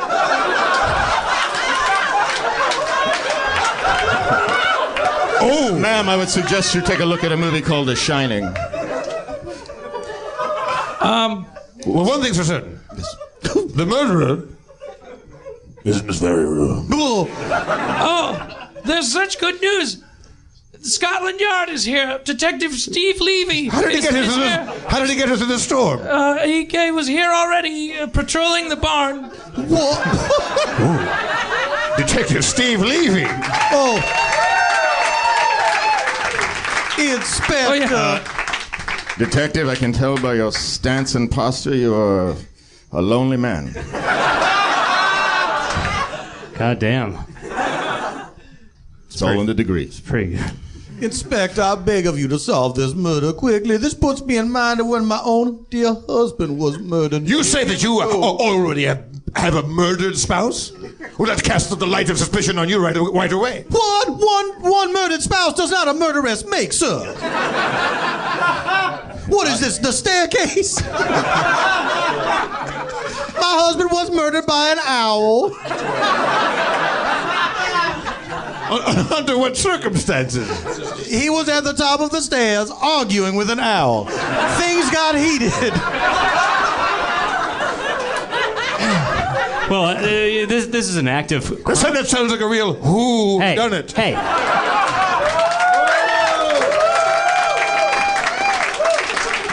Thank you. This is an active crime scene. I think everyone should clear out. We'll put around the yellow police tape, draw the outline of the body. My goodness. We'll bring in the crew, clean up. We're dealing with dignified company here. So do you need us to leave the room while you do all this? Well, maybe you should stay and help me? Now this seems highly irregular. That the suspects in the murder investigation have to do the busy work of sealing the crime scene. It seems counter to your purposes, if you don't mind my saying so. I am just a woman from the South.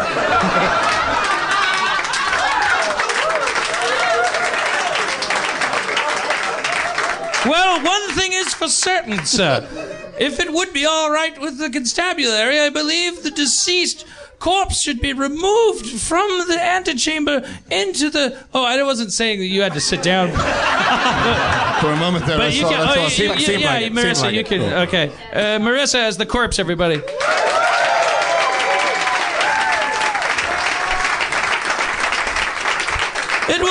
It will take two people who will split off into a different scene to move her body into the ice box.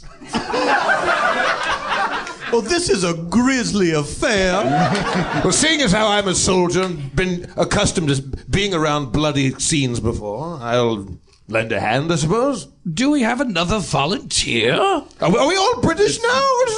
Entirely Of course I'm possible that British. I I'm might be willing to volunteer to assist this rascallion. What say you? Shall we? I don't see any reason for you to have such anger towards me, sir. Well...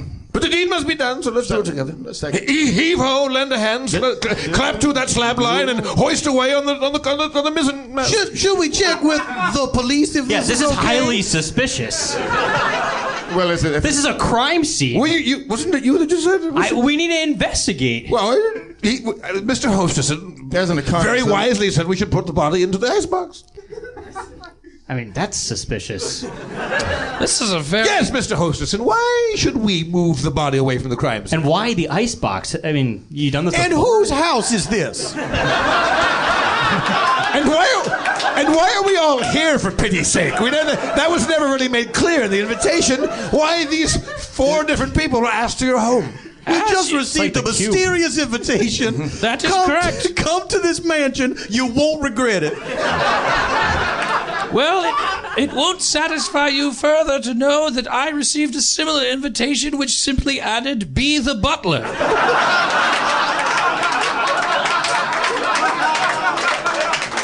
Sir, do you mean to say you are not a proper butler? Oh, my word! I take much umbrage at your tongue wagging. I do. I'll forgive you as you are a colonist, but I am from 3 generations of manservant. Sergeant someplace else. Sergeant Levy, if I may pull you aside for a moment. Sergeant Levy. Yes. If I may pull you aside for a moment. It seems to me that the main suspect here must be the host of this party that's never shown himself. Invited to a strange room, with strangers, a murder. Who is this host that sent out these invitations? I think he is your suspect. Yeah, well... you're accusatory. I don't know anything about anyone here. I just arrived. There's a body. If I may. This is insane. If I may. You're all a bunch of characters. You seem to be a terrible Well-developed policeman. characters, I would say. Sorry. Very well developed. So, maybe you heard my husband got murdered some time ago. By an owl, she says. An owl, indeed. Well, I'll tell you one thing. My wife disappeared in much the same manner as a death by the hands of a man. A man took her away with wily wiles. He left a scent in my house that could only be described as cologne. I know it because I wear it as such to try to procure another lady. Are you accusing me of something? If you have an accusation to make, so I suggest you make. I've never smelled that scent before. Until tonight. From that side. Yes, it's true. I did run away with her wife, but I was not responsible for her disappearance. She left, and I was as much shocked as anybody. She hates horses. Well, I suppose... not having done any of these, that it's time to pick who's the killer? No. Mr. Hostesson, if I may. Is this one of these situations where... Mr. Hostesson, if I may. There's someone who's been conspicuously silent during all this. I agree. Oh, yeah. The strange explorer fellow. This explorer. Now, sir, first of all, I will forgive you not removing your pith helmet in the presence of a lady. But why are you so strangely silent, sir? There has been a murder. Because there's 2 things I know. One thing is that I'm an explorer. And 2 things are that ass master embezzled butt munch at some point. It's a plot point. And that might be relevant to this whole scenario we've found ourselves in, because otherwise, why would I know that? My goodness! What a cat's cradle of well-crafted character! It's as if some master storyteller, off the top of his head, wove a spider's web of delight. Indeed. Let me ask a question of these 2 gentlemen. Did you know the deceased lady? Mrs. Florentine, of course we all knew Mrs. Florentine. She was the biggest, the biggest socialite in Essex Gardens. Yes. She was the lady of the Florentine Gardens. Not the same Lady Florentine. The Lady Florentine. Oh, my word, I had no idea I was in the presence of a celebrity. You pretend to not know who Lady Florentine is? Well, Perhaps it's southern modesty. I found a trapdoor. My word. Let's all go down. My goodness, the murder weapon this must be. It's covered in blood and horsehair. It's a standard issue horse knife. very wide handle to attach to a horseshoe. But only one person can lift this much weight.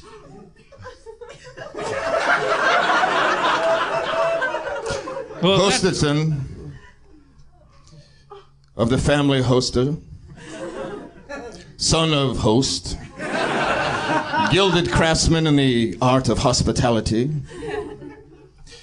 Is it not true that you are a domestic Sherpa and that you must be skilled in the carrying of all things domestic and otherwise in a household should something happen, either economic problems? And isn't it also true that you would be the only one in this house that has access to the horse stables?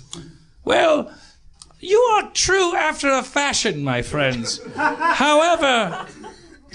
He's peeling his own face off. Shit. This is disgusting. What you don't know is I have a horrible skin disease. And keep peeling layers of my face off. Are you the actual master of this home? Are you the owner? No, I'm just horribly deformed.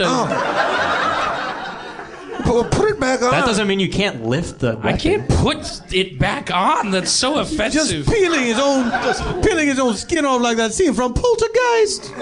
Well, what would you have me do? Live in Not pain? do that. Don't do it. It's unpleasant, sir. Unpleasant. I would expect nothing less of all of you. What? Another face peel off? Ricardo Montalban. That's right. It's my house, and I invited all of you here because, well, each of you should know why. One way or another, you've all done something wrong to me, I think. Colonel Assmaster. Yes? You've done a lot of wrong things to a lot of people. Did you not once tell me that you would rather see me dead? This is falling apart. Oh, just now? Yes! Yes, after a few glasses of port wine, I did say as much because you and Lady Florentine have been cheating around behind my back. It's quite well known that I had been dating Lady Florentine behind my wife's back for many, many months. I found another trapdoor. But only I'm going down it. Yeah, look at him go. He's clearly the murderer, right? This guy is. I think he is. Not necessarily.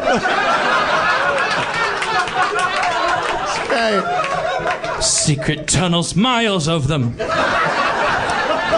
Must be some kind of destination. Well, gentlemen, I feel like we've learned a valuable lesson here tonight. Some bachelors eat peanut butter straight out of the can. Others build tunnels and riddles. Nobody chased me. I mean, it seemed like someone's obvious job to chase you, but I don't want to point any fingers. Everyone, look! What? Sergeant Levy's been killed. Oh, that's why. While that distraction was happening, Sergeant Levy's laying dead on the floor with a letter opener stabbed in the back of his face. I wonder. Killed in the back of his face. There's no light down here. I can't. I ran for miles and I can't. I guess I could go back the other way, but I've turned around so many times I can't tell which way I'm going now. I'll walk this way for 20 seconds, and if I don't encounter anything, I'll put a mark in the floor, like a divot that I can feel.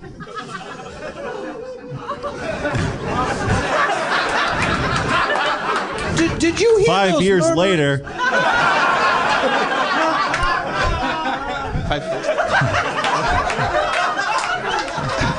Happy birthday to you, well, Professor. I can't believe it's our 5th year here in this mansion. Still, look, the murders have gone unsolved. I think we know who did them. I mean, it seems like it's an open and shut case. I mean, my family must be worried about me at this point. In a way, though, Colonel, I feel as if we've become our own little family in this mansion. Say hi to my wife if you happen to leave. I Oh, snap. That sounded like a burn, but I'm not sure who got burned.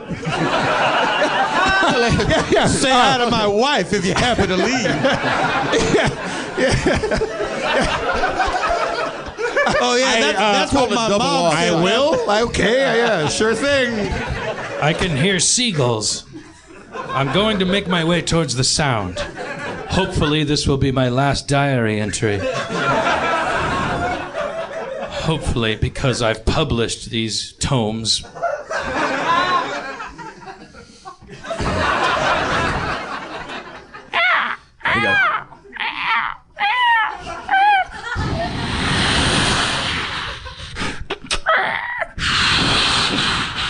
A rocky shore.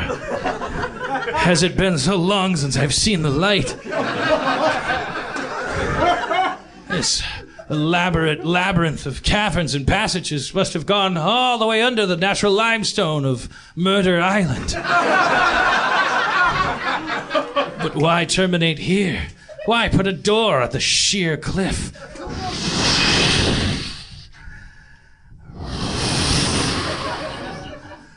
The sound mocks me.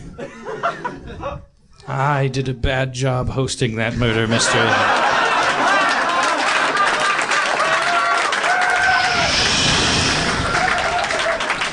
The jagged rocks invite me to my recompense. It's what I deserve.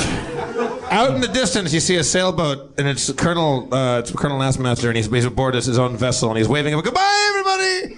5 years, had a good time! Goodbye, bye-bye! Remember us! I'm going back to Old Blighty! Hoist the mainsail and the stunsails, and fiddlebeak to bowsprit!" I think I've come to terms with the loss of my wife now.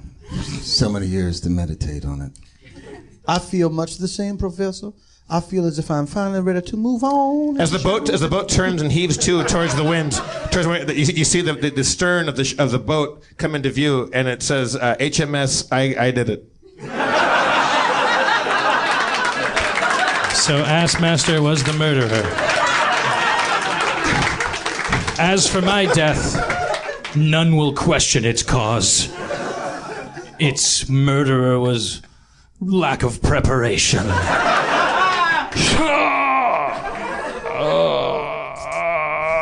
Camera pans up, and you see seagulls fly into the sky.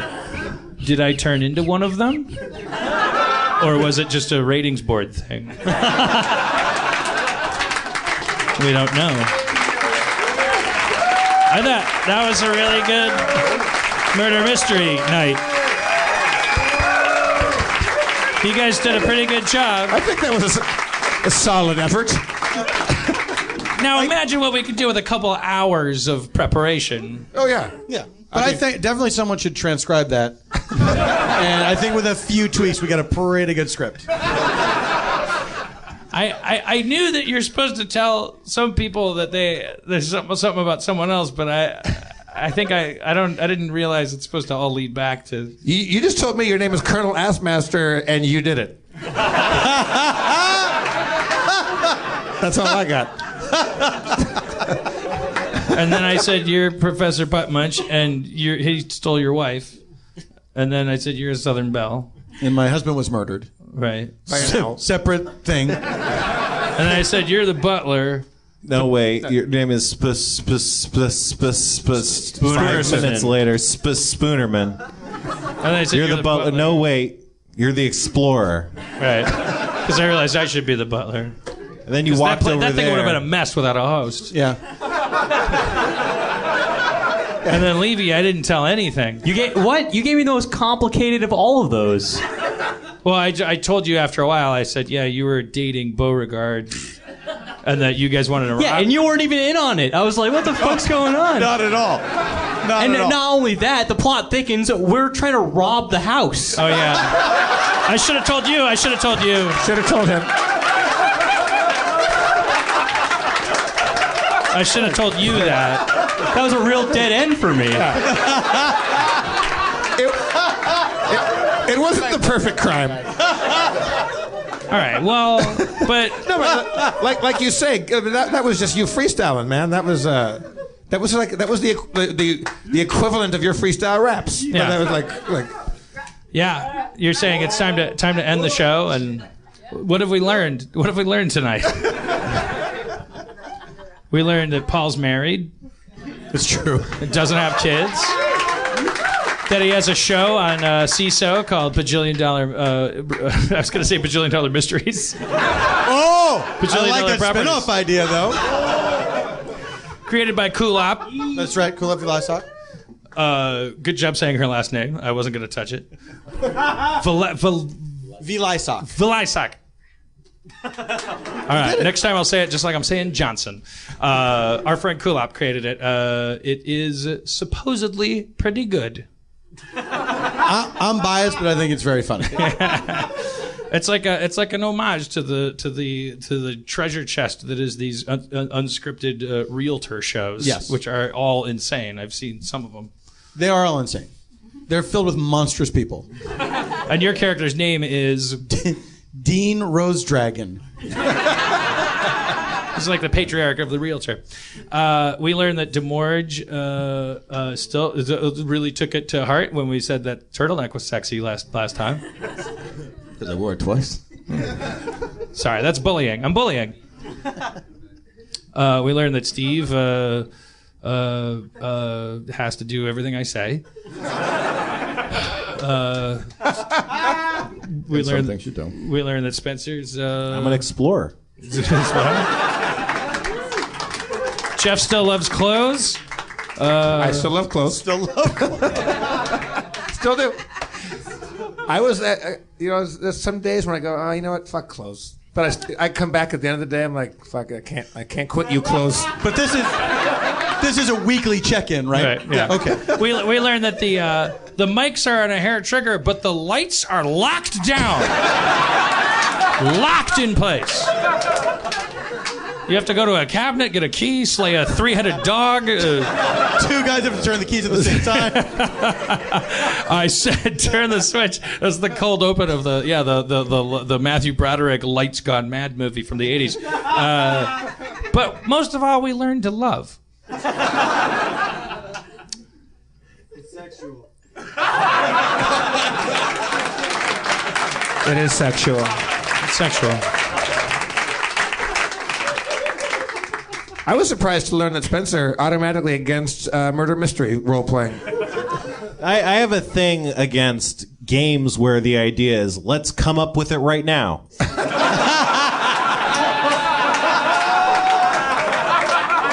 And that's just experience. Yeah, that's very fair. That's quite fair. Well, so I guess Dan, this is, Paul, you've never been on the show before. This is the part where where our guest Paul sings a little ballad for us. Sure, absolutely.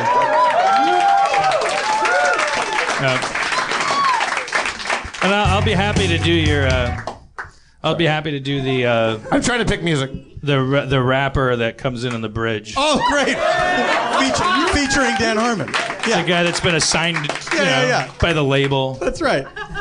To help bring up your first single. And I don't know because this is brand new. Jordy gave me this one too. Let me see if this one will work. Nope. Oh, I love this ballad. All right, let's try. How long is that one? No, it's too short. You guys do a thing. All right.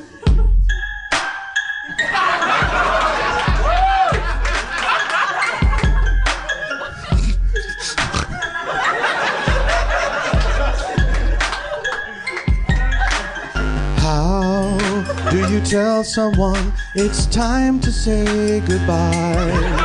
Yo. How do you tell someone that it's time to fly up into the sky? Can you feel it?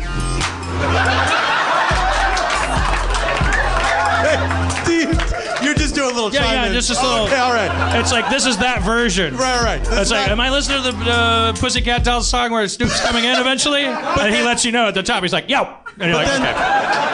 But there will be a breakdown. Yeah, of course. Of course. All right, okay. How do you tell someone that it's time to say goodbye? Yo. That was good. Okay. I know you were taking over. I was taking. I was just. Okay. Okay. I was trying to take.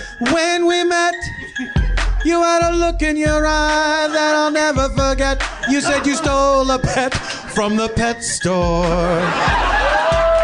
For me, you stole a pet for me, and I said, put that pet back in the pet store. It's illegal to steal pets, even for love. Take it, Dan. In for a penny, in for a pound. I saw your mama outside at the ground round, but she said, let's go to the pet store. She said, I won't want to pay for dogs no more. But I said, oh no, you gotta pay $1 if you're gonna take a dog on a leash and a collar. I said the snakes are the figure. So I'm here with PFG and he's doing the thing. We're at the pet store. I fell in love with you at the stolen pet store, pet store. You what put a confusing name for a pet store. You put $1. Sorry, Yeah, you can't front on that. Still going? Second verse.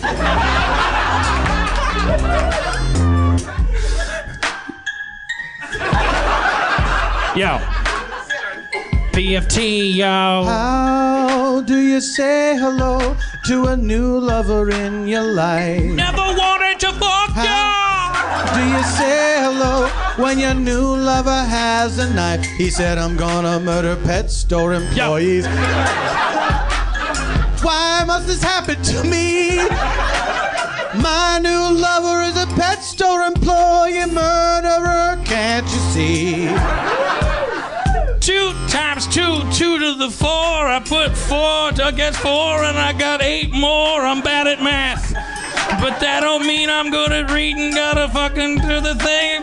Cutting and bleeding. I'm on the side walking on the street. I put your mama's face in a hat and grabbed her feet. And I swung her around like she was her shot put. Gonna put your mama so low. She gonna get shut. Shut. Pet store murderer, why you sexy? Pet store murderer, why do you hypnotize me? Pet store murderer, why you so sexy? Pet store murderer, I'm in love. Ooh, it's burned. Shit. It's burned. Yeah. It's burned. Thank you for coming to Harmontown, everybody. Let's hear it for Steve Levy, DeMorge Brown, Spencer Crittenden. I'm Jeff Davis, your mayor, Dan Harmon, everybody. Paul F. Tompkins. Oh, yeah.